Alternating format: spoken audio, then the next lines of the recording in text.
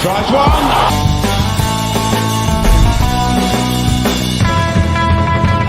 On the power play, Sakic fakes it, takes it, scores! Joe Sakic! Power play goal! Welcome, everybody.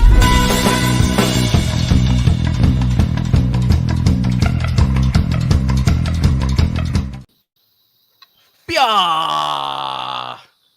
Welcome, everybody, to episode 4 of the American Idiot Show. We have probably, I haven't been this excited about a panel, I think, since I started on YouTube.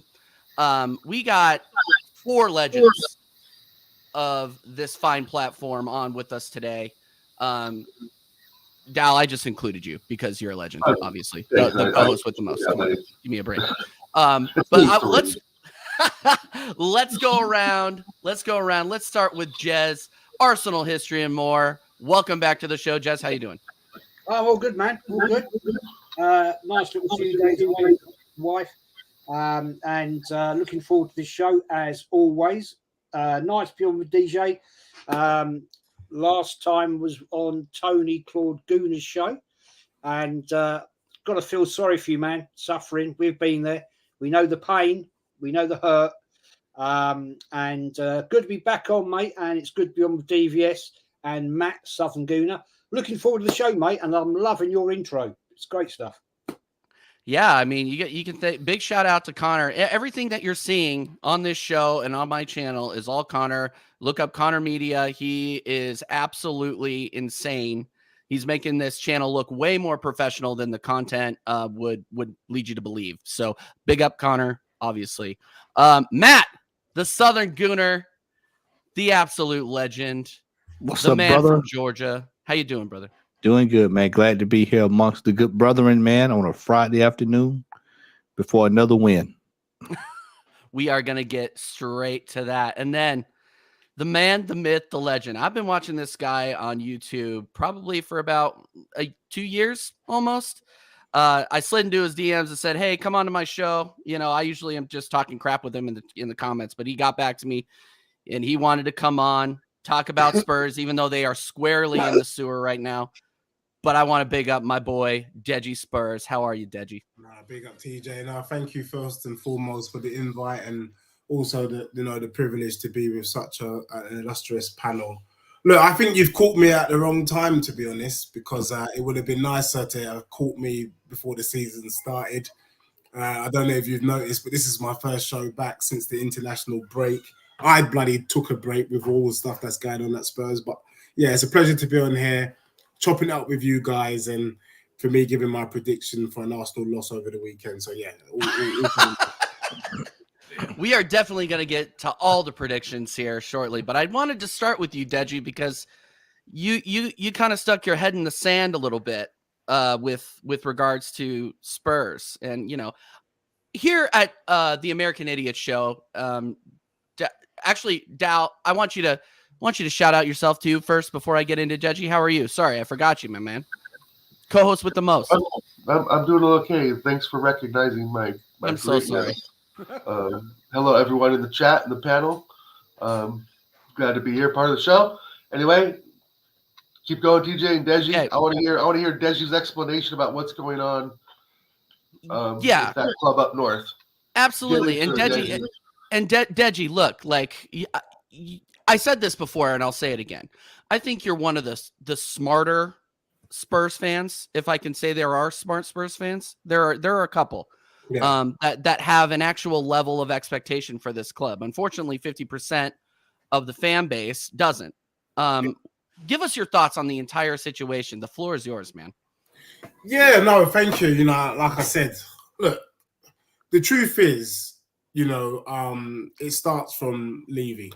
And I think what I don't like about people in charge of football clubs is that you have people who have goldfish kind of mentalities. The truth of the matter is, I believe that under Pochettino, he was the best thing that happened to Spurs, like in ever, at least in my lifetime.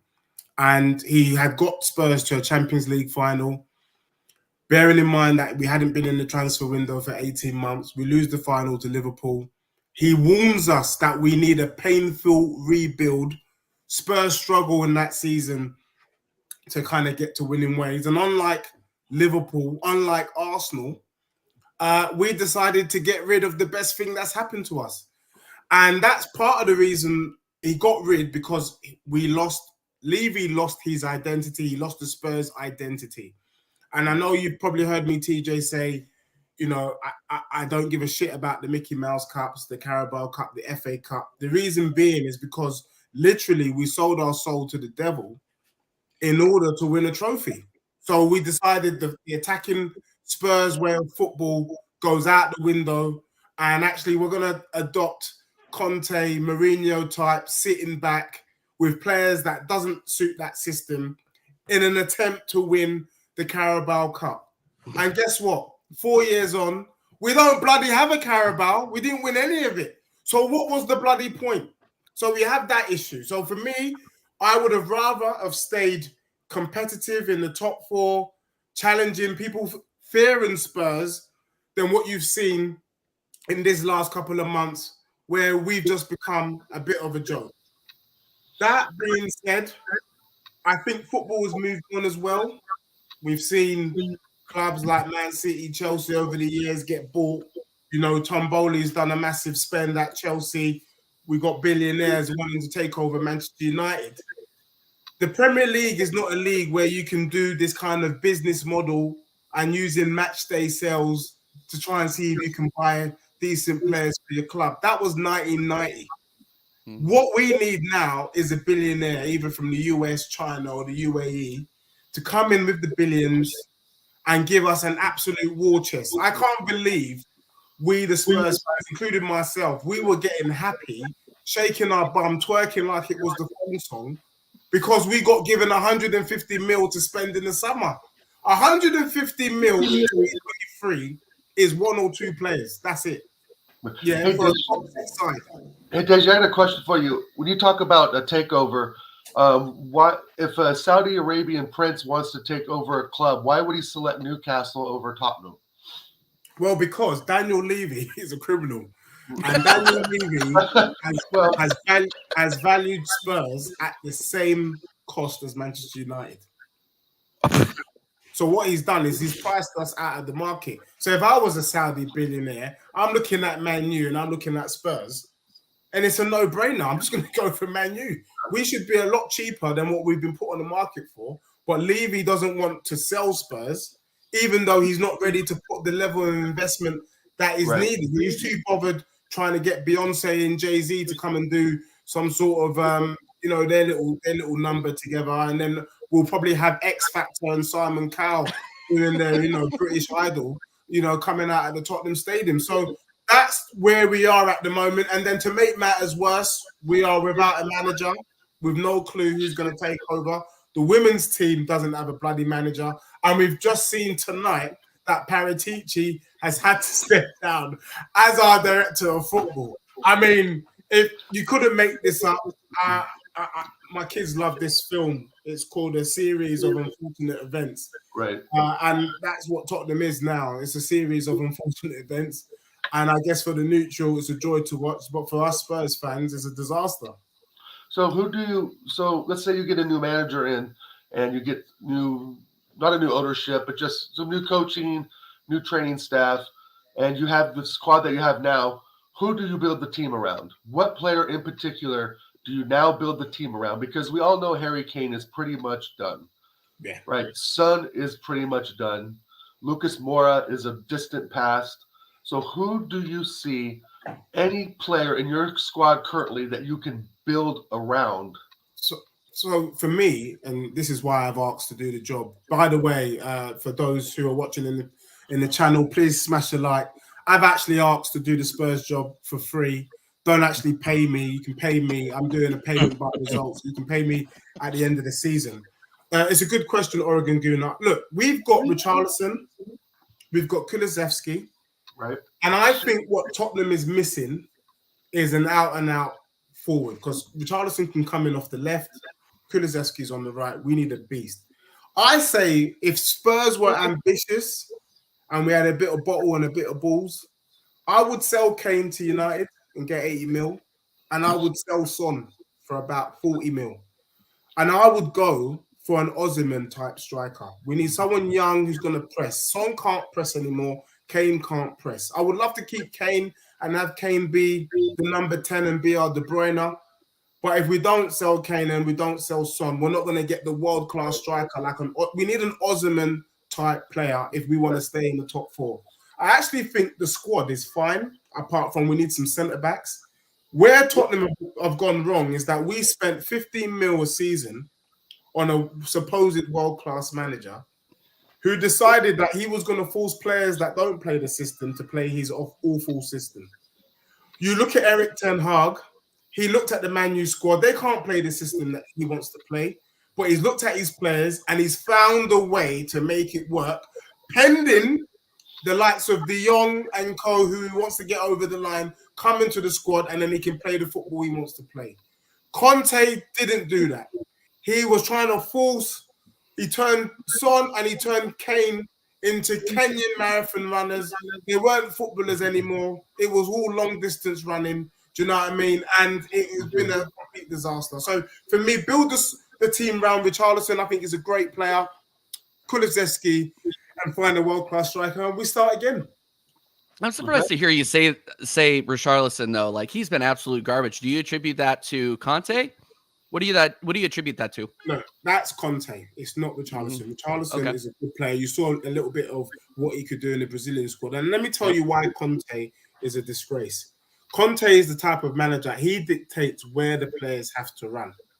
That's why Bissouma is struggling in the midfield. Not because Bissouma's come to a big club and he can't play anymore, but because Conte has said to Bissouma, I don't want you crossing the halfway line. When you've got a manager like that, it doesn't make sense. So what we need is to release the shackles. We bring back Poch, we get back a Nagelsmann, we even bring in Luis Enrique. You see a different Bissouma, you see a different Richarlison. And you know, it takes time to settle into a team, but that system is awful. That system is a disgraceful system. If we had brought in Trossard, we wouldn't be wax lyrical about Trossard, because he would have done absolutely nothing for Spurs. But because Arsenal this season have been quite progressive, it's easy for a decent player to slot into that system. I even will go as far as to say, if you had brought Bissouma, he probably would have been challenging Partey for that starting position. But at Spurs, you just can't see the quality of these players because of the system that is being deployed week in, week out. Right. Yeah. I wanted to get to this question from Long-Haired Yeti, and then we can maybe move on to a couple other subjects. I had one more question as well, but question to Deji: if you had Nuno, Mourinho, and Conte, all managers who require discipline and players buying in, is the problem not the players? Yes and no in relation to Long-Haired Yeti in your question. The issue is that to play the Nuno, Mourinho, and Conte system, we didn't have the players. And what should have happened is you need to give those managers the financial backing to bring in the players who play the system. Conte is not a bad manager, but he can't play with those players. And those players are not that bad, but they can't play Conte or Mourinho type, who, by the way, all three of them played a similar type of football, by the way. So the issue is not necessarily the players, it's kind of both. If you're going to go for a Conte and Mourinho, give them the resources to get what they need to play that shit style of football. And we know, you need a Carvalho, you need a Lukaku, you need some, you need a Koulibaly even. But you can't play that system with the players, with Eric Dyer, with Ben Davis, with Kane, with Son. I mean, I'm not paid 15 mil a year. I'm offering to do the job for free. I'm short-sighted, by the way. I wear contact lenses, but I could bloody see that system wouldn't work. So, yes, that's been the issue, and it goes back to Levy. If you want to bring in that sort of thing, you should know what they need. And then you bring in these managers and then you don't give them the tools. It's no wonder Conte wanted to leave. It doesn't make sense, and it still doesn't make sense. And hence why I think Levy's been at Spurs over 20 years. I think he's done his time. And I think he should just do the noble thing and leave. If he truly cares about Tottenham Hotspur as a football club, then he should leave. I'm just waiting on the Spurs to have the White Snake ticket sales so that I can go. I love White Snake. Yeah, so I love White Snake too. Here I go again on my that's why I own. go see White Snake. No, seriously, that he nailed it right there at the end, and it's no different than a gentleman we got at our club named Edu, which I'm not going to go into tirade right now. When you have someone that's in a position like that, Spurs have wasted almost 7-8 years. 7 to 8 years they have been in the driver's seat, and they have been in Champions League finals, and you can't build on it. There's nowhere else to look but up at the top. You've been through what, 4 managers, Deji? What is it, 4 or 5 managers? 4 managers. Spurs have had a better win record in the last 7 years than I've ever seen in my entire life. Yeah.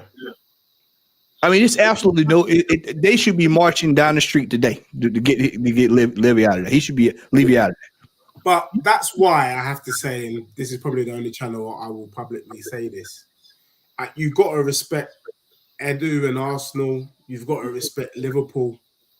Because, DJ. No, I'm being honest.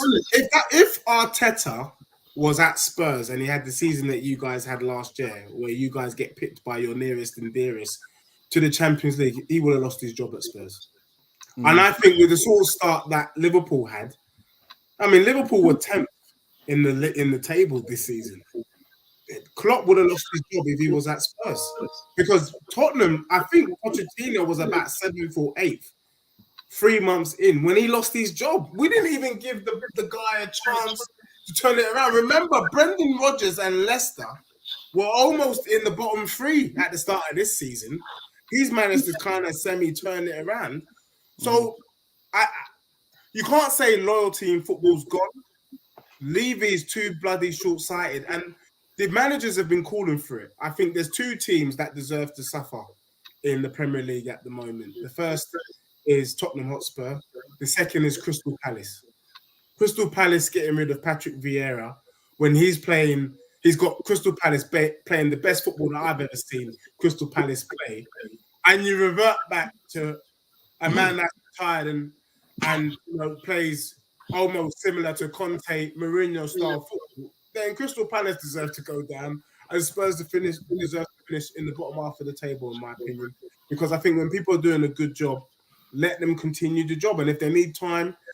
And the last thing I will say, Arsenal finished 5th last season and are top. And I'm not going to lie, I don't think the 2 signings you made has been the difference. I think the difference has been Arteta trusting the players, playing the right system, and getting it over the line. It's the same squad as last year, really, barring 2 players. We've improved. I would argue we probably strengthened a bit better than you. And we've we've moonwalked backwards like it's Billie Jean and Michael Jackson. So for me, there's no excuse for it.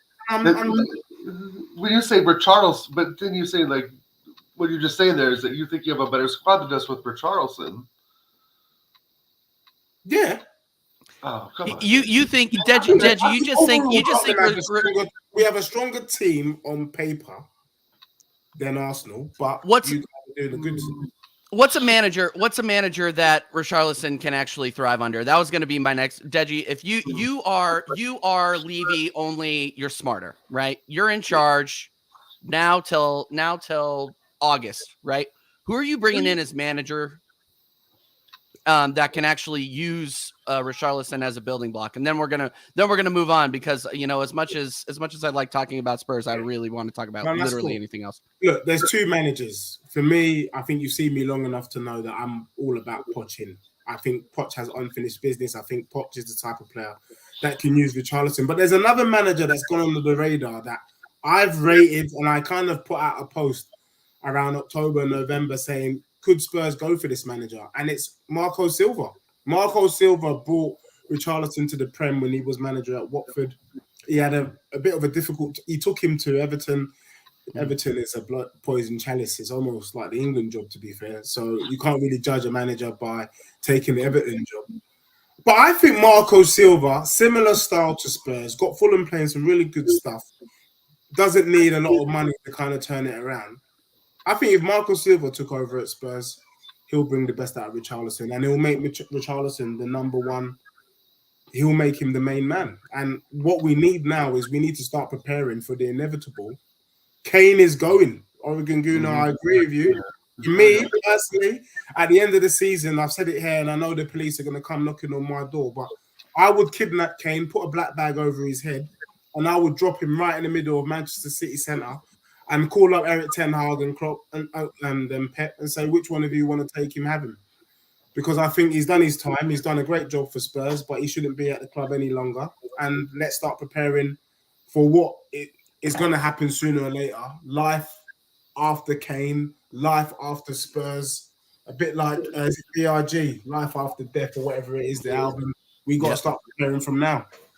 All right, one last question. Do you go ahead? Go ahead, Jess. Do you think Conte's sacking was a coincidence, or was it the fact that 2 days before Nagelsmann was sacked by Bayern Munich? I mean, was that the fact they thought, okay, he's a decent manager, Conte's not doing the business? Personally, I think Conte made too many errors. When he did that massive rant after the Southampton game, it was 3-3. I just couldn't believe that. All that ended up 3-3, or whatever the score was. Do you think that was an influence on the fact that they sacked Antonio Conte? So I've not said this anywhere, but I've actually got a bit of a conspiracy theory in me. I'm clipping this. Share that. Can I quickly share that? Is that okay? Yeah, absolutely. So let's just break it down. Bayern Munich are literally 1 point behind Dortmund. And he's only lost 3 games in the season. I don't think that is any reason why any manager should lose their job, because he could still win the Bundesliga. You know, they've won it for the last 12 seasons in a row, according to some of my German friends. But what I was thinking is that maybe Nagelsmann was already having conversations with Spurs. Bayern Munich got wind of it, said, that's bloody disrespectful, sacked, and a couple of days later, Conte is getting sacked. And actually, maybe Nagelsmann has always been the person that Spurs were going to bring in, and we're going to see it in the summer. It happened with Spurs with Harry Redknapp. When Harry Redknapp was touting for the England job, he put himself out there, Spurs sacked him. And it is plausible that that conversation was already taking place with Nagelsmann. And you're thinking, Nagelsmann, why are you even speaking to Spurs when you got a whole Bayern Munich? But dare I say it, the Premier League is the best league in world football, I'm proud to say. And the allure of playing in the Premier League against the Titans that we have now in the league now has meant that everyone wants to come and test their muscle or whatever it is. And possibly that's what it is. So, Jez, I actually think, deep down, I think it could be Nagelsmann. I mean, I know he's saying he wants to have a bit of a break, but that might only be for 2 weeks. Do you know what I mean? He could be in the Spurs job. And actually, if he was to take the job, that's the only thing that Spurs fans would be happy with. And that would probably buy Levy a bit more time, because we've always wanted him. We wanted him after Poch, and it just didn't happen because Bayern Munich took him straight away. If not now, when? So yeah, I think there's mileage in. And the Bayern Munich job is not a challenging job, right? It's really not. Let's be honest. Pep went there for 2 seasons and said, I got some trophies and took off. The Bayern Munich job, like you said, Dej, is a 12. You know, you just get in there, move some players around, and you have a championship side any which way you flip it, right? Yeah. So I can see Nagelsmann, being a young manager, being tapped up probably by Spurs and wanting to go there. It makes sense because I mean, like I said, it's just a walk through the park for Bayern Munich. They get challenged every once in a while by Dortmund, but I think they're still going to come out of this. They're only 1 point behind. Yeah. Dortmund will slip up and Bayern Munich will capitalize, and that'll be that. So yeah, I don't know. Nagelmann's a good shout though. I mean, I'm not going to lie. I mean, I'm a big Pochback fan, but I think he's the only manager that Spurs can bring in that would shut me up. Honestly, if we bring in Nagelsmann, that potentially is a game changer for Spurs. That's a shift. I think even you guys shudder a little bit to go, bloody hell, they brought in Nagelsmann. Shit, things are about to get sticky. I'll shudder when he's actually backed by Levy. Then I'll shudder. Yeah. Yeah, just the $500 million war chest. Yeah, and what changes under Poch this time, Deji? Well, you got to remember there was nothing wrong under Poch. Yeah. He had been at Spurs for 5 seasons. I don't remember in recent time Tottenham having a manager for so long. I actually went as far as to say he could have been to Tottenham what Arsene Wenger was to Arsenal. He helped to rebuild the Spurs stadium. He is the reason why Tottenham is considered a top 6 side. He did not have a penny to spend for 18 months. I don't know why people forget this. If Arteta didn't have a penny to spend in 18 months, you would not be where you are. He would be out the door. We just come out of losing in the Champions League with a dodgy refereeing decision against Sissoko with the handball 2 minutes in, blah, blah, blah. And the players were shattered and down. They needed to be picked up. He needed to be picked up. What he needed was a break, not to be sacked. Mm-hmm. He did not deserve to lose his job. I think he had enough credit in the bank to be in warranted time to see if he could turn it around. A little bit like the credit in the bank that Klopp has had to pull upon this season with Liverpool. The credit in the bank that Arteta winning the FA Cup for you guys that allowed him to still be in the job at the end of last season. Brendan Rodgers and so on and so forth. He had credit in the bank, and guess what? He wasn't allowed to even tap into it. So that's why I think Poch can do it. And also, he's the only manager that actually got Spurs playing good football and fighting for the challenge under Levy. So do I want to go for an unknown who might, Nagelsmann is great, but this is the Prem, we don't know? Or do you want to go with someone actually who under that regime has actually done pretty all right? Right. Yeah, I mean, and do you think the relationship with Levy and Poch is going to be strained or changed at all? They're still good friends. Okay. They're still good friends. And when he got the PSG job, even when he caught the job, Pochettino said he's got unfinished business at Spurs and one day would like to come back. I think the real question we need to ask ourselves is not whether Poch is coming back. He's coming back one day. It's just when. When is he coming back? And that's the key. And I can't think of any other way to change subjects to Arsenal versus Leeds. Let's go ahead and start previewing some of these Premier League fixtures this weekend. I don't know about you guys, but I am so excited that club football's back. This is, and I'll watch international football. I actually did a live stream for the U.S. men's team. I would have actually rather watched paint dry. That's what you did. That was actually what I did. No, the chat was the only thing that kept me awake, honestly. But we are back to the real deal. Club football, Premier League football returns Saturday morning in the U.S., Saturday afternoon, UK, obviously. But let's talk about Arsenal Leeds, and then we can get into the wider league. Dow, how are you feeling about our chances against Leeds United? Give us your thoughts. I'm feeling pretty good. I mean, I don't see why we should stop the momentum that we've had in the last 5-6 games. We don't have any real injuries except for Saliba. I don't think he's going to play, and I think Rob Holding's probably going to slot in for him. Odegaard, I know he took a nasty knock from Rodri, but he seems to be okay and back in training. I don't really see much difficulty with Leeds. I mean, I know they walloped Wolves, 4-2 a couple weeks ago, but that's all in the past, and I just don't see how their attack can get anywhere near our defense. I just don't. I see Partey mopping up everything. I'm sure he's playing. I think he may have a small knock, but I'm sure he'll be all right.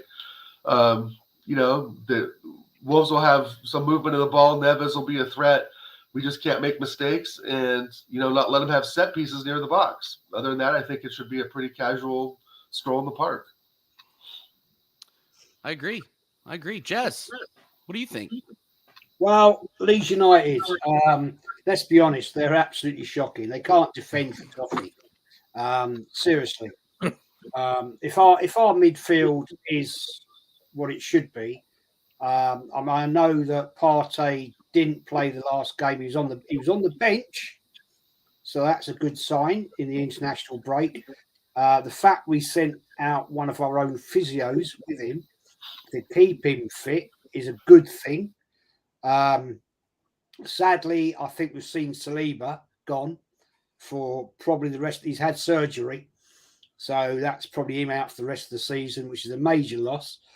Let's get right. Holding in the last game did a decent job, and Kiwar came on for him, did a decent job. So I'm not overly upset about this against Leeds. Leeds haven't beaten us since 2003. And let's remember, that's when we went on our 49 game unbeaten run. So they're a pretty poor side. Now, the only thing I will say, they're fighting against relegation. They're in the mix. So they are a wounded animal. But with the way Saka, Martinelli, and if Jesus is there, I just don't think they can accommodate that quality. Their defence is shockingly poor. And I just think that front three, front two, front three, however we mix it, will just outclass Leeds. And I will predict you. I'm going to go for 4-0 Arsenal. 4-0. Just with the chest. 4-0. 4-0. Yeah. 4-0. Just with the chest. Matt, what do you think, my brother? I'm glad the league is back. This is going to be a very long 11 games. It's going to be a lot of ups and downs, a lot of ebbs and flows. Just hit on it. I'm more worried about this Saliba injury. Back injuries are something that can easily turn into a bleeding into next season situation. So hopefully this can get rectified very quickly. Y'all know how I feel about Rob Holding playing center back. All I can do is I'm on a hope and a prayer right now, hoping that we can make it through the season with him at center back. Leeds, Mr. Tom is in the chat, my good buddy, my good friend. He knows how, what I'm about to say. It's going to be a long day at the office for Leeds this week. They have no offense at all. They have nothing going forward. They did not make any replacements when they sold Rafinha, and they are paying for it big time. I'm going to go Arsenal 4, Leeds 1, because we'll give up some stupid goal. We'll give up a stupid goal somewhere in the second half that we'll all laugh about. But I think this is – let's just put it like it is. We have to win this game. There should be no reason why we should lose this game tomorrow. But we also have to remember we have to win this game. We need winning games at this stage, especially against lesser opponents. But as Jay stated, they are a relegation team, and they'll come out. They're going to put up a fight the first 15 minutes. And it's just a matter of, are we going to come with our A game ready to play? Because it's really hard to come off international breaks. We done it one time. We've done it twice this year. We come off international breaks and we pick right back up where we left off. And if we do it again tomorrow, then that pretty much sets the tone for us going forward. But we really need to get this game over with. One of the things that I've been stressing that we need to do when we play these teams is immediately come into the game, goals on the board, set back, get sorted out, move on to the next game. We don't need to be going like 0-0 all the way down to the 89th minute and hoping for Eddie and Ketty to come on and save us. We don't need any of that. We need to get the game over with quickly as possible so that we can move on to this bigger fish. Because we've got some real big fillets coming up in the next couple of weeks. Yeah. So, very big fillets. So yeah. Deji, what do you think? Do you know what? Before I came on this show tonight, I probably would have echoed the panel. But I also feel like one thing that Arsenal do well is when there is this kind of pumping of chest, a full sense of security, That's when Arsenal kind of deliver their best football and let you down. I actually see you guys drawing tomorrow, and I'll explain why. You guys struggled the last time round to beat Leeds. I think it was a 1-1 draw. You guys scored late, or there was penalty. We squeaked. I think we squeaked a win. We squeaked a to win. win. Yeah. And for me, Leeds have been playing good. They've been unlucky. They do play good attacking football. And the thing with Leeds is, if it clicks, they can be dangerous. But I agree with Jez, it normally doesn't click. I'm going to say Patrick Bamford, he could do something tomorrow. And you guys could be in for a nasty shot where you draw. I think the powers that be have Arsenal win. But I think there could be a potential upset. I don't see Leeds winning. But I think Leeds could just be stubborn off the international break. A lot of their players fresh. And maybe they might just do a job and get a draw. I mean, that's bold. I just think, and here's my take on it. Leeds don't have Tyler Adams. They're bringing it. They didn't just fire Jesse Marsh, but Jesse Marsh was the mainstay. He was the future until I think Leeds panicked because they were losing, onesie twosie games. And I went over this. Big up, Manny. Thanks for coming on, man.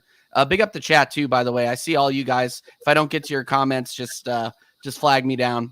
I'm seeing a lot of really, really good, really good comments. I'll try to get to them. But getting back to the game, Tyler Adams is out. Jesse Marsh is out. Leeds have not lost a game by more than one goal. I think 1 or 2 times this season. I think they got blown out. I was looking at this with Mr. Tom while I was watching the dead U.S. men's team game. They have only lost by more than 2 against Brentford. They have not. They all the rest of the games have been very, very close. So I hear what you're saying, Deji, about the fact that they could. And when Arsenal get overconfident, they can easily deliver a stinker like we did at Everton, 1-0. In that 1-0 loss. I think the thing about the Premier League is that you can lose on any given day. Just ask Liverpool. Just ask Man United. You put in a stinker, these teams will make you pay for it. It doesn't matter who they are. They are all professionals at the end of the day. That being said, Leeds United does not have the quality to beat Arsenal, especially in the midfield. And I'm not trying to talk crap on my fellow Americans, but Brandon Aronson, Weston McKennie are not even close to the level of midfield that we have in Partey, Xhaka, and Odegaard. I mean, and honestly, if Partey isn't healthy, rest him and put Jorginho in there. I don't want to see Fabio Vieira. Period. Don't think anybody. I want that guy to go on loan to a health club, to a personal trainer, to Gold's Gym, nutritionist, anything. Whoever Barry Bonds used, I want him to go to that guy. Get the man some steroids. Yeah, because honestly, he needs to go to Brock Lesnar's workout retreat with Brock Lesnar. The guy does not have the creativity to get by on just creativity and skills alone. He doesn't have it. He's not big enough. I want him out. I want him on loan permanently until he puts on another 20 pounds. Like I'm done with him until that happens. Anyway, I don't want to go out too far off on a tangent. But yeah, I mean, even if you have to rest Partey, Jorginho stepping in for him is more than enough to beat Leeds in the midfield. Period. There's no excuse for losing this game if we lose it, or even draw it. I'm predicting a 3-0 to the Arsenal, even with Holding in the back or Kiwior or whoever they decide to put in there. Because God forbid Arteta wouldn't put Kieran Tierney at center back, which is where he plays for Scotland. God forbid he would do that. But I think there's still something personal going on there that we don't know about. All of that aside, with that starting 11 of Zinchenko, Holding, Gabriel, Ben White, the midfields I just mentioned, Martinelli on the left, Saka on the right, and either Jesus or Trossard. They'll probably put Jesus at top. It's more than enough, guys. It's more than enough. And Leeds are dead defensively too. They have a great goalie. In Melier. I'm probably just completely screwed his name up, but it's not going to be enough. So 3-0. The only thing that gives me hope, TJ, I'm not being funny, and Jez mentioned it, and I know you guys are, as Arsenal fans, you're trying to be nice. You're trying to be nice, and I applaud your niceties. But let's just be honest. Rob Holding is rubbish. Hey, brother. I don't think. I'm on the panel here. I'm the one. Go ahead. Rob Holding is not it. I know. Look, Deji, I know what's coming. I prepared myself mentally. I've seen this. Better than Davis. I know about Rob Holding. Let's not be about the bush here. Rob Holding is rubbish, and when you see a player like Rob Holding on the team sheet, especially with a striker like Bamford, he's got clever movement. The guy is tripping over himself. Don't be surprised if Bamford scores. They say one player doesn't make a difference. No, a player can make a difference in an 11-man game. Rob Holding is like a big hole in that defense. Every team, if he was out for the season, God, oh God, I feel for you for City next week and the game against Liverpool, because it could be Liverpool next week. We could be. You guys could be singing a new song. That's why I said we need to win tomorrow, because we need all the points we can get going into those next few games. Look no further than the game. It might have. I can't. It's been so long since we played. I want to say it was the last game. We gave up a corner. What game was that, Oregon, when we gave up the corner, a goal on the corner? Bournemouth. Go look at Rob Holding on the replay. Go back and watch that and look at what Rob Holding was doing. He didn't even know he was in the stadium. He had no clue that he was even in the stadium that day. And this is why I agree 100% with what Deji said. We'll get past Leeds. It's the games against City and Liverpool that has me scared as hell with Rob Holding in the back. But Haaland against him? It's going to be a disaster. We already saw that once. Well, remember, Matt, we still got to go to Stamford Bridge, and I think Chelsea have won 3 or 4 in a row. And you got Newcastle as well, by the way. We beat them at the Bridge. No. But we didn't. Rob Holding was not the center back. See, that's the problem. Rob Holding's center back now. Right, but we got to believe that Gabriel can put on his cape and do the job of 2 men, which he's going to have to do. I'm praying, man, because that's what has me worried. Or do we mix up the formation and go 3-4-3? And keep holding out completely. I don't think you do that. I think then we're willing to get threatened on the wings. And we're starting over again. Yeah, I mean, and we all know, while we're being honest, I mean, and Deji, I take issue with what you said. I think I am not ever nice on this show. I'm just being realistic and just kind of speaking to what we're working with here. I want Rob Holding looking for a job. I don't want him anywhere near my club. Period. He's not the levels, but he's the shit that we have. All right. TJ, and this is TJ. Go ahead.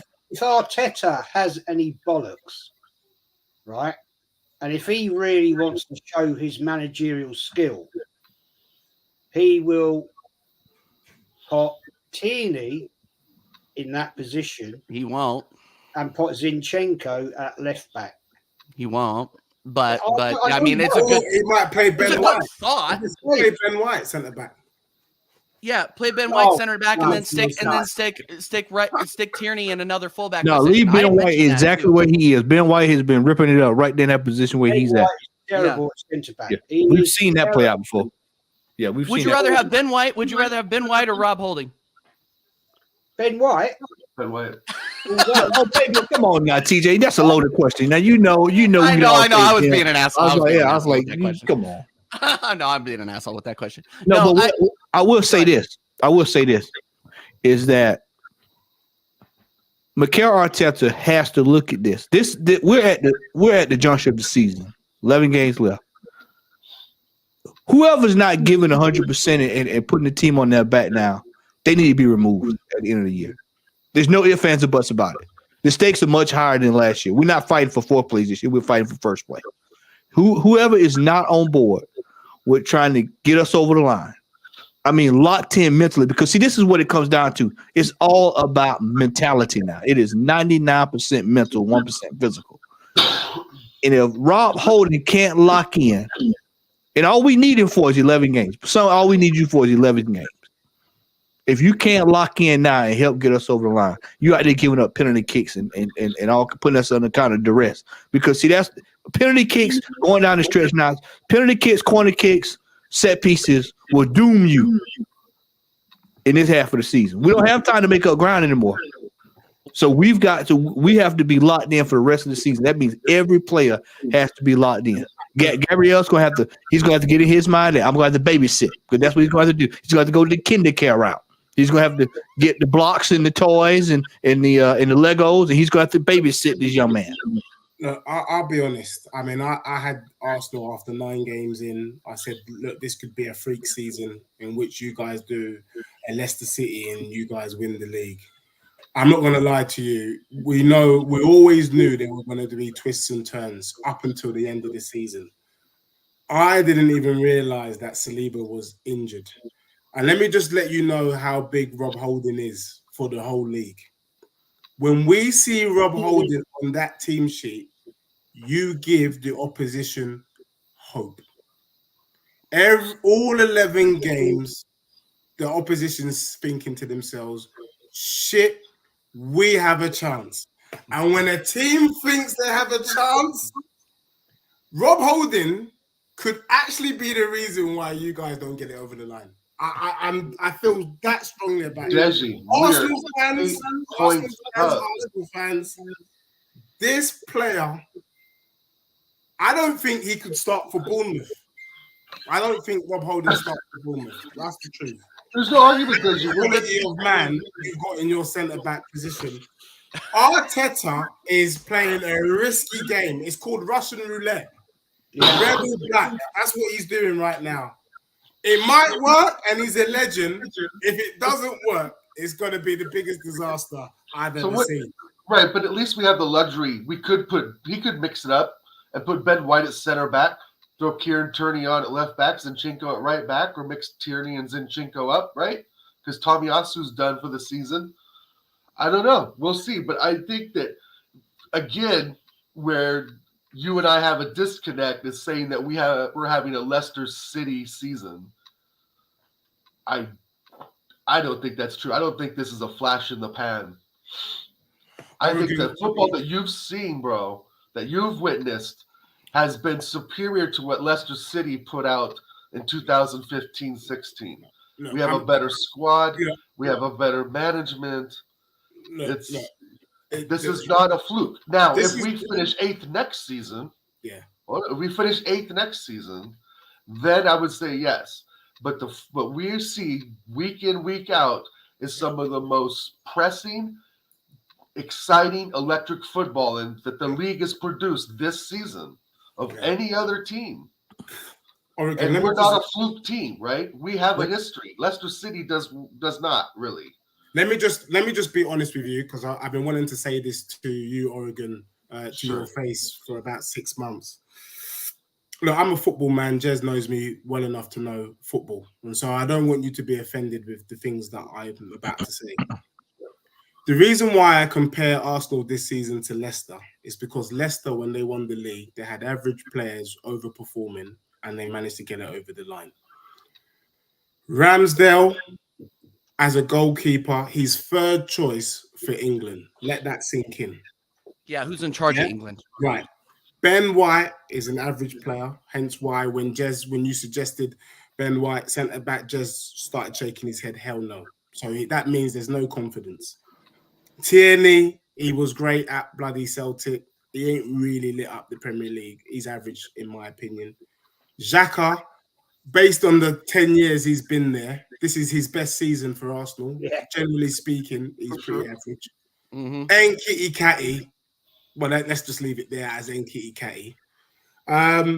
And then really the world-class player you have is you've got Saka, Martinelli's doing a great job this season. Odegaard stepped up this season. Bloody hell, Partey stepped up this season. You've got about 5 or 6 average players who are overperforming. And you want me to sit here and believe that the same average players, Ben White, Ramsbottom, Nketiah, are going to turn up next season and continue in the same game. They don't have the quality, mate.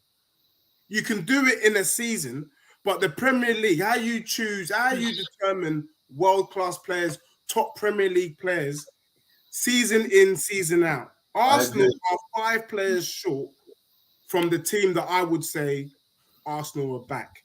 Remember, Chelsea have had a disgraceful season this season. Liverpool's had a disgraceful season. Man City, by their own standards, it's not a great season. It's pretty average. Spurs have been shocking. The stars have been aligned. But Oregon Gunnar, if you do not go out and get 5 world-class players, don't be surprised if you don't finish in the top 4 next season, my friend. Let's not go too far ahead. No, that Arsenal team on paper is 5th at most. I've said this before. There's not much. If we win it this season, which I think we will, 8 points, 11 games to go. We need 6, basically, I think, to win it. What makes a dynasty, right, is when you consistently win and win and win. I'm hoping that this is the beginning of a dynasty. I hope we win the next 2 or 3, 4, 5 leagues. But I'm also realistic that that's probably not going to happen because the teams you just mentioned are going to build as well. Hell, Chelsea, in my opinion, has the best team in the world on paper. Yeah. Because they have so many players to choose from. And they will come good. World-class players. And they're going to, Graham Potter maybe will be out this summer. Who knows? But the thing is that the mentality of this team is unlike any team that we've had in several years, right? And so I think being Leicester City, being more of a fluke for 15 and 16, is because they finished, I think, 17th the season before. And they were a 500,000 to 1 to win it, Deji. Now, when you look at top 6 teams, Arsenal are always in there. Yeah, Odegaard's gotten better. But remember, that's a player that's been to Real Madrid and back and forth since he was 17 years old. So he's only 23. So the upside on him is still better. Saka getting to be world class. Martinelli, probably one of the top young wingers in the world as well. I mean, there's teams, to think that Barcelona is not going to come after Martinelli in the next 2 or 3 years is pretty, is pretty shallow minded. I think like I said, back to dynasty, is these players have to stay, and we have to build these players because I think there's greatness in all of them. I really do, and I just don't think that Odegaard's having just one of those seasons. I mean, we've seen him perform and not perform, but now we're seeing like the best of him come out, and all of that in the players. We've seen the best of them come out, and I just don't think that's a fluke, especially when you have winners like Jesus and Partey in the squad and so forth. I just think that there's something to build on there. I hear you, and I'll just say this as kind of my last point. When I was growing up, I remember Patrick Vieira, Robert Perez, Emmanuel Petit, Overmars, Dennis Bergkamp, Henry, Ian Wright, Tony Adams. These are players that when you see their name on the team sheet, you're just like, forget it. You know what I mean? You're shuddering. You're shivering your timbers. I know it's still early days. I just don't see it with your current crop of players. I just don't get that. Yes, you're doing well this season, and that's why I call it Leicester, because I see you guys winning the league. But for you to carry on with those players that you mentioned, I do feel, and one of my biggest criticisms of Arsenal fans, forget this season, I think your standards have dropped. No. These players are some of us have. Yeah, so not on this panel. No, not on this panel.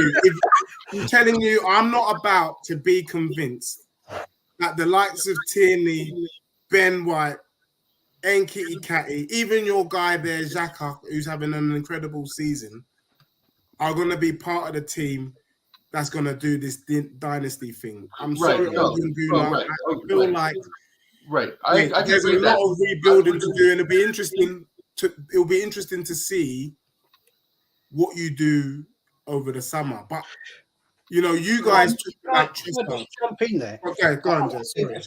DJ, it's a very, very valid point. Right.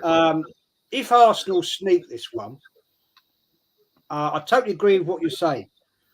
If Arsenal sneak this, then we've got lucky because if we win this league with this squad, this team, and I don't think I'm getting carried away with any of this because I've seen Arsenal for fucking years, and I've seen this time and time and time again. And the fact that the matter remains, Arsenal never ever learn. If we sneak this, and if Arsenal, I'm talking about Edu and all that, are serious, in the summer, they've got to go out and get, and I said this last season, they've got to recruit 5 higher quality players, not the likes of Rob Holding. He's not the standard.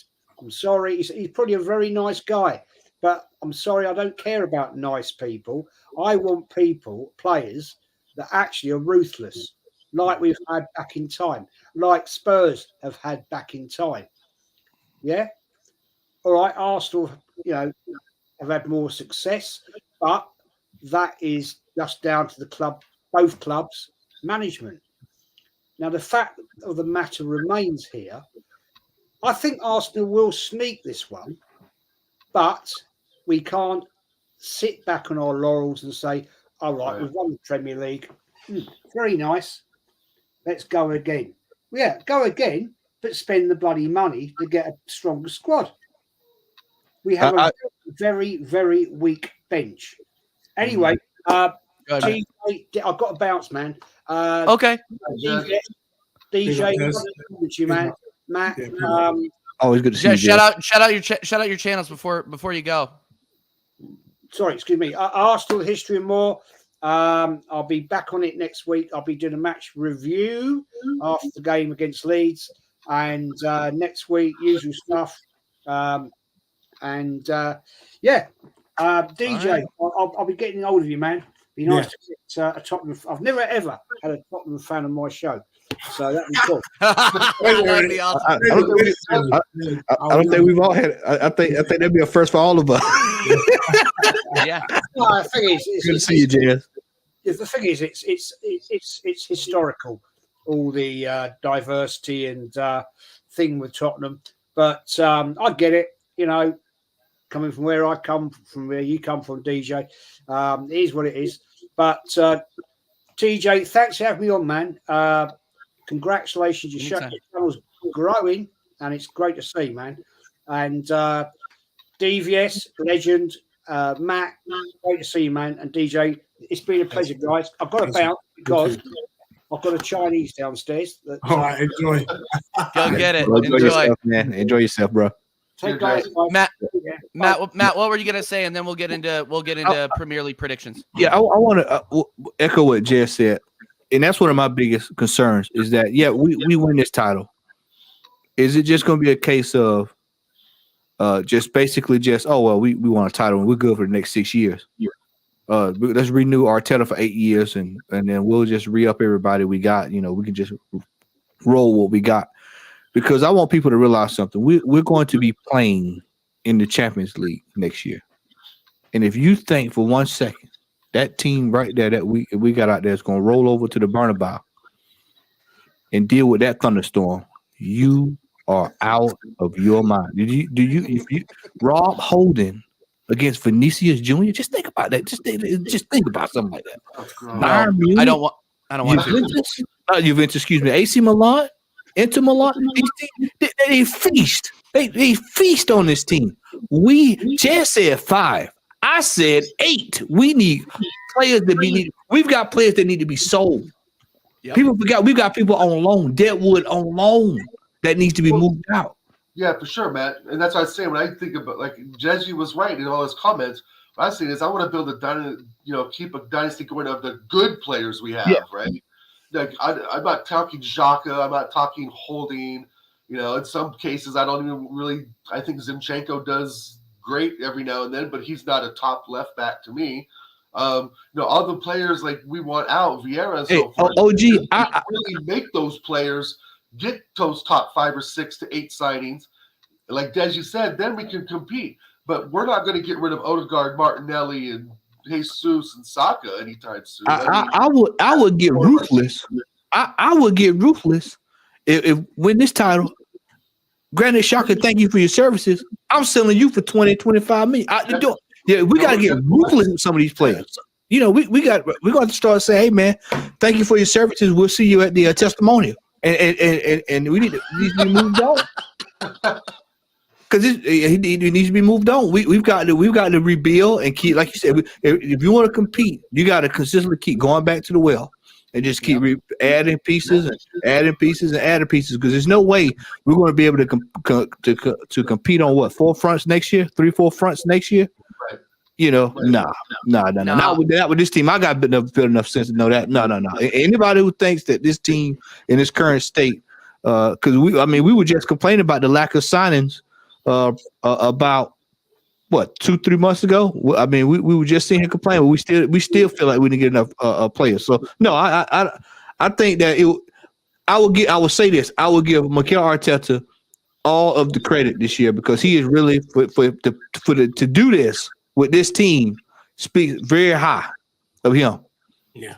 And I know somebody's gonna clip that and say, "Well, damn, I can't believe Matt's giving him credit." But yeah, I for him to take chicken shit, which is what it was, chicken shit, because nobody on this panel came into the season. We're going to compete and win the title. We were 4th, 5th, 3rd. I heard it all. 7th, 8th, 6th. We were just hoping to try to be somewhere in the picture. But for us to still be here at the end of this battle really speaks a lot. And I think we've all said, that we all want to see us fight until the last day. I prefer us to win the title. Now I'll get pissed now considering that we're so far ahead.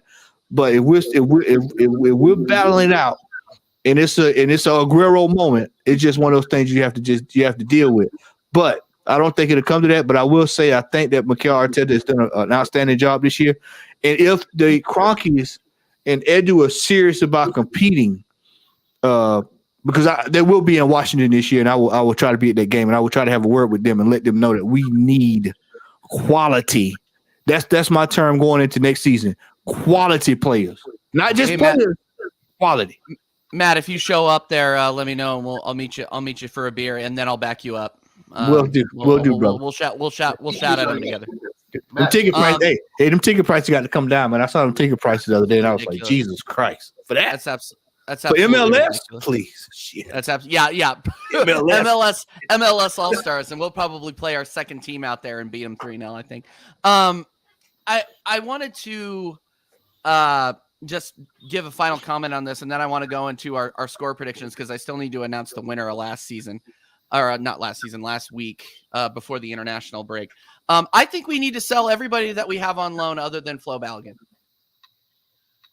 I think we have so much dead wood on the bench and in the reserves that, like, if we could get rid of the Nuno Tavares, the Pepes, the Vieiras, the Holdings, that would show intent and actually bring in players that have, either Champions League experience or Premier League experience, like actual legitimate players. Then I would back this management a little bit more. Until then, I'm Edu out. Period. End of story. Like you can give Edu his flowers for what he's done thus far, but you cannot tell me, and I've said this 1,000 times, I'm going to say it with Deji on here too. We fell in to Trossard. Trossard was not our first choice. Period. We were going for Mudryk. We didn't get him. And then we, last second, we fell into Trossard because he wanted to leave Brighton. Period. There's no, we can give Edu his flowers for the team that him and Arteta have constructed and what Arteta has done with it. But the fact that we can't bring Joao Felix into a first-place Arsenal team, but he'll go to 10th place Chelsea, that says a lot. That means something's rotten. Okay, and I'm not trying to be too negative. People are saying, "Oh, TJ, you're so negative because you're not backing the team." I'm backing certain players of the team, and I'm backing the team. I will never tolerate players the level of Rob Holding and Vieira in my squad, unless we're playing freaking Oxford United. And Kedia can go too, by the way, just in case I wasn't clear on that. People, oh, TJ, but Nketiah, he put in performances against Man United. I'm like, okay, what else did he do? That was like 10 games ago. Yeah. People are still giving me that. And I'm like, okay, yeah, you did your contributions against Sunderland, Oxford, and then Man United, that one game where you were literally given that goal on a platter to get us up 3-2. And with that, I'll stop. I'll stop because I'll just go into it again. Okay, let's go to the next section. What do you think, Dow? Sure. All right. So I'm going to share my screen here and go over the results of of March 17th's predictions because it was horrible. We were all very bad. So let me go ahead and put this up here because and I hope my boy Jaminho is still in the chat here.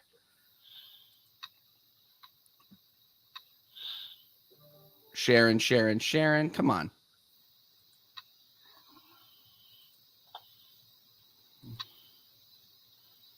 Struggling. Hold on one second. There we go. Share. Get it going. There we go. That's what I'm talking about. So we were awful. All of us were. Dal, I got 2 points. Dal got 3 points. Jez got 1. And it's just because he predicted Arsenal to win. Connor got 3 points. Prince got 3 points. Strasburg got the first stinker. Strasburg Steve, the Yank. Your favorite multi-screen. He's going to need to get 2 or 3 more screens to start watching more games because those predictions were awful. And then our boy Jaminho, the main mod, the legend, takes it home last week with 4 points. So congratulations, Jaminho. All right, so we're going to go ahead and go into predictions for this week. As usual, put your predictions in the comments. Comment all of a summary of your predictions on the video after we're done, and I will add you to the spreadsheet just like I did for Jaminho. And we will talk about how good you are at predicting Premier League football or how bad you are. So, gents, you can give your thoughts, you can give your predictions. And I'll just go ahead and go down, but we've been going for about an hour and 7 minutes, so we need to start wrapping up a little bit. But if you have anything to say about this particular game, go ahead and say it real quick. But if not, just give me a score prediction. So we'll start with the big one in the back of all Arsenal fans' heads. Liverpool visiting Man City. Dow. 2-2. 2-2 draw. All right. Maddie. Yep. I think you're on mute, Matt. 2-1 Liverpool. I like that. Deji. Yeah, it's 2-1 City. 2-1 City. Come on, Deji. City's gonna win, man. They're gonna pip you to the title. So they have to. Anything anti-Arsenal. Yeah, I'm going. I said on Orch's stream, I'm going. My heart says 2-1 Liverpool. My head says 2-1 Man City. So Jaminho says 2-0 Liverpool. I'll put it. Jaminho, drop them in the comments, but I'm going to keep you on here.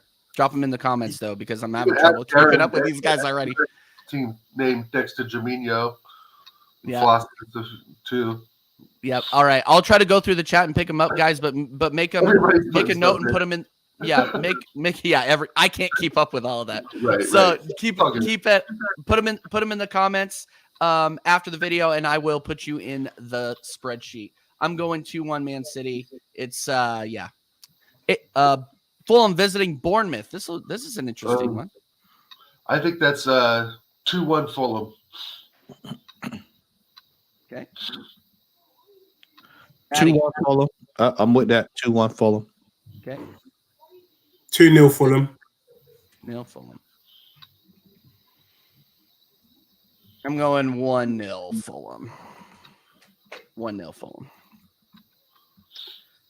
Oh, big one. Ooh, I already said what I was going for here, so I'll just go 3-0 Arsenal. I'm gonna go 9-0. I'm gonna go. Deji thinks he had me shaking in the boots with the whole Rob Holding and Patrick Bamford thing. Ooh, Deji, I'm fucking scared of Patrick Bamford and his tall 6-foot frame who can't control the ball, and Rob Holding and his beautiful new hair and his cool Argentinian headband or whatever you guys call it. Bro, 4-0. Patrick Bamford's not even going to touch the ball. Let's be real. He's not even going to touch the ball, mate. Cool. Fair play. Fair enough. Matt. That's where the niceness ended. 4-1. 4-1 to Arsenal. 4-1. Matt thinks it's going to be a set. I'm going to go against the grain, and I've Oh done my this many God. times. I'm going 1-0 Arsenal Leeds. Your delusional Deji strikes again. God dang, bro. Brentford visits Brighton. Oh, that's a very that's a very good game. I might DVR that. That's a tough one. I'm gonna go. Shout out to my guy, Mr. B. I'm gonna go 2-1 Brentford. I think Tony can nick it at the end. Okay. Matt. I'm gonna go 1-0 Brighton. Mm.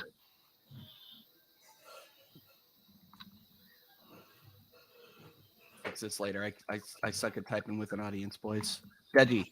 I agree with my man Jaminho. 1-0 between these two teams. Draw. 1-1 draw. What am I gonna say on this one? This is a good one. I'm going to go against the grain, though. I'm going 1-0 Brighton. Mm. Well, I guess that's what Matt said. So never mind. I'll go with Matt. Leicester City visiting Crystal Palace. This is an interesting one. Leicester City has been a little bit on a run. Madison is looking good. Crystal Palace, after getting rid of Vieira, which was probably one of the dumbest firings we've seen this season. Agreed. Roy Hodgson's not going to have them ready. Old Roy. I got to go Leicester City 2-0. Eddie. I'm gonna go 2-0 Leicester. Deji. Myself and Oregon finally agree. 2-0 Leicester. Yeah, I'll go with you guys. Yeah. Let's just all go for points on that one because Leicester City or Crystal Palace are done. I think they're in danger of getting relegated now for real. Yeah, I don't see any attacking threat from them, but Zaha really. Yeah, and Zaha got absolutely exposed against Arsenal too. Let's see, other than hitting the post, but we won't get into that. Wolves visiting Nottingham Forest. I see long-haired Yeti in here. Yeah, I'm gonna say my man, long-haired Yeti. I'm gonna go 2-1 Forest. I don't think Wolves are that good. Forest not a bad side, and they're at home. Yep. 3-0 Forest. That's a good. I can't believe this is the second time. Can you clip this? 2-1 Forest. Deji, my brother. I'm clipping all of this. I'm clipping this entire thing. I've got some special ganja for you, Deji, when you come to Oregon. The Deji special, 34% THC. I'm going 2-0 Forest. 2-0 Forest. Aston Villa visiting the Bridge. Oh, that's Chelsea. God, I think they're. I think that Chelsea have won the last 3 or 4 Premier League games. They've advanced in the Champions League. Drew against Everton. At Everton, which we know is a challenging place, right? Mm-hmm. I think Chelsea are going to do them 4-0, man. I think Chelsea are ready to put it on somebody, and I think Villa's going to be their victim. All right, 4-0 Chell. Matt. 2-2 draw. 2-2 draw. 2-2 draw. Okay. I think it's going to be 2-0. I think Villa are quite a difficult team to break down, but I think Chelsea will get it over the line. Raheem Sterling will probably get a go and have it. So I'm going to go 2-0 Chelsea. 2-0 Chell. Okay. I'm good. Sorry, my internet's being a little weird. This is an interesting one at the bridge. Have Chelsea actually found any sort of scoring form? At home. I'm going 3-1. I'm going 3-1 Chelsea. 3-1 Chelsea. Southampton visiting West Ham. Relegation battle, practically, right? West Ham, weren't they like 16th or 17th? Yep. Gosh, I'm going to go 1-1. 1-1. Maddie. Yeah, I'm about to go draw on that, man. That's two piss poor teams, so I'm about to go draw on that, man. Mm-hmm. Dej. Yeah, I think Moyes might get it over the line. 2-1 West Ham.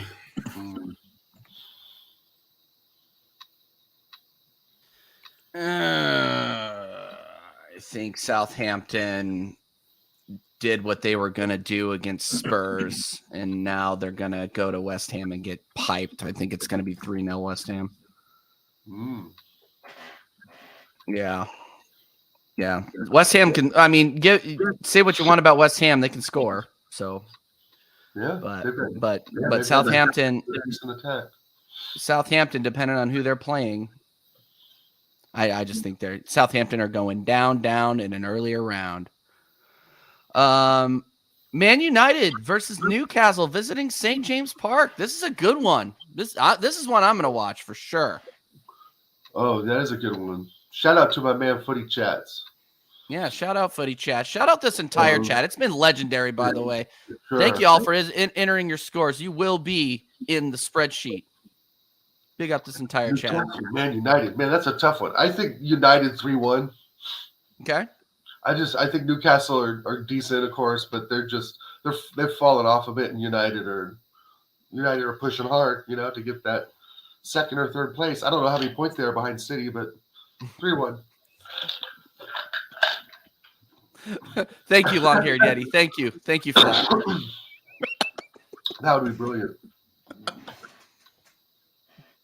Matt. 2-0 to United. Oh, buddy. Hate it.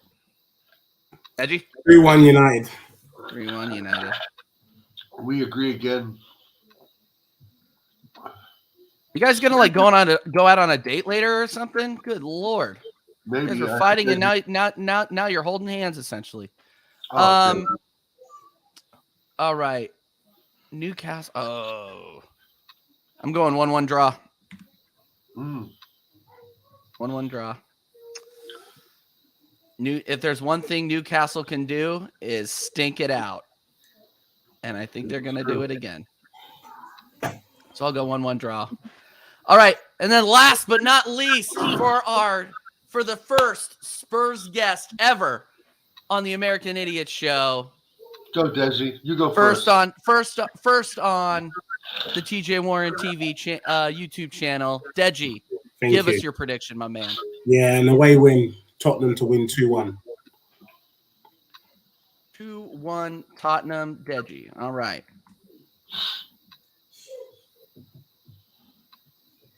Just put a potato emoji next there. Go ahead, Matt. I'll go after you. Okay. Go ahead, Matt. I'm going 6-1 Everton. I'm just messing with you, man. I'll take it. Spurs is gonna win this game 4-0. Oh, 4. They're gonna walk right over Everton, man. Whoa. They're gonna get the new manager bounce. You're gonna see a whole different Spurs tomorrow. Watch what I tell you. They're gonna come out 100 miles per hour. You'll see. It's gonna be bang, bang, bang, bang, bang, and then that's going to start some kind of run to get them into Champions League places. Watch what I tell you now. Watch what I tell you. Bro, Matt, they can't even string 5 passes together, bro. Well, you'll see tomorrow. Okay. What? Yeah, you'll see tomorrow. I'm going to go 1-0 Everton. 1-0 Everton. That's a bad team, man. They're at home and they're tough. And, if I don't know, they get a set piece, Spurs. I mean, I don't know. I just did that for my boy Deji, of course. 1-0 Everton. I thought of you. Okay, all right. And then Everton Spurs. New manager bounce. Concrete smoothies. Yeah, Everton. Sean Dyche.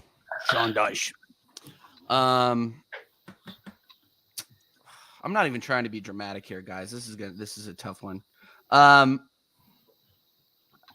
am gonna say I hate myself for saying this. 2-1 Spurs. Well done, TJ. 2-1 Spurs. Yeah, well, Everton are going down too. So Everton is Spurs whipping boys. Yeah. Everton. So yeah. True. All right. Let's go ahead and take us out, guys. We've been going for an hour and 21 minutes. Big up yourselves. Big up this entire chat. If I didn't get to your comment, I am sorry. We were just going a million miles an hour on this one, and we obviously appreciate you guys coming and joining us for the American Idiot Show. Dal, start taking us out, my man. Well, we're gonna win 4-0, and it was great to see Deji on the show. Appreciate you, bro. Glad you were able to make it. Matt, of course, always with the wordplay and the fantastic emphasis on how good or how bad we are, and your viewpoint is always valued and it's always true. I mean, there's the opinions. Everyone here has great opinions. No one's right or really wrong, except for Deji about comparing us to Leicester City, but. No, my thoughts are just like like Matt said, Jazz has said, we all say as Arsenal fans, we have to win every single game here on out. We're 8 points up, which I think is a huge hill for Man City to climb, especially with Haaland out, possibly. I just think that if we win tomorrow, we're gonna be in a very, very, very good position to wrap this up. So big up to everybody. Thanks again, TJ, Deji, Matt, the chat. It's been fun. Pleasure, man. Maddie, where can people find you, my man? Right there, Southern Gunner here on YouTube. Matt Odom Photo on IG. Make sure you like, share, and subscribe, support TJ and OG. DJ, Deji, it was a pleasure to meet you, my brother. We will be in touch, my friend. 100%. At the end of the season, when it's the Spurs funeral, you can come. We'll have the funeral over on my channel, my brother. No, we'll get together soon, man. It's good to run into a rational Spurs fan. You don't find too many of those these days. Yeah. Good. Yeah. So awesome. Good being here with everybody, man. Absolutely. Thank you. And Deji, where can the people find you if they want to hear some good Spurs propaganda? Where can they find you? First and foremost, like and subscribe this channel, everybody. Thanks, TJ, for the invite. Oregon Gooner, Southern Gooner as well. Look, you can find me on One Touch TV, the rival show, chopping it up every Monday. I'm back on Monday with Nigel Englishman. I'll be on Tony Claude on Thursday next week on the Minority Report, so you can catch me there. And then also Deji Spurs, Instagram, Deji Spurs, YouTube. I will be launching my own channel as well and some of my own content. So, yeah, look out for that. I haven't been able to do it because every time I bloody wanted to start the show, Spurs go and bloody lose another game. So I might not end up starting anything until the end of the season, but we'll see. But it's been a pleasure. Good comment. Yeah, if you need graphics, Deji, check out Connor in the chat, CMO. He does the graphics for our whole group and everything. There he is right there. Yeah, he get you started. Big up, Connor. Big up, Connor. My media guy. All right. And then last but not least, I just want to say to this entire panel, thank you so much. This is something that I look forward to all week. Dal, obviously, co-host with the most. You are the absolute man. I appreciate you going on this journey with me. Sure. Matt, Matt, the Southern Gooner. Been watching this guy forever. His takes are no bullshit. Zero bullshit. Zero fat. Matt, anytime you want to come back on, just let me know and I'll shoot you. Will do, brother. Will do. And then Deji Spurs. Follow this man. He is not entirely deluded. So you should give him a follow. Okay. Down might disagree with me. I don't think he's entirely deluded. Entirely deluded. The delusion has some logic to it. That's what it is. There's some Very logic true. to the delusion. Very true. So I just want to take us out again. TJ Warren TV. If you like the show, smash a like. If you don't like the show, be a nice guy and still smash the like. I don't give a shit. I'm shameless like that. And then and then sub to the channel, sub to Oregon Gooner, sub to Southern Gooner, sub to Deji Spurs, blah, blah, blah. And we're out of here. Thanks everybody. We'll see you next week. Cheers. Come on, you Gunners. Let's go.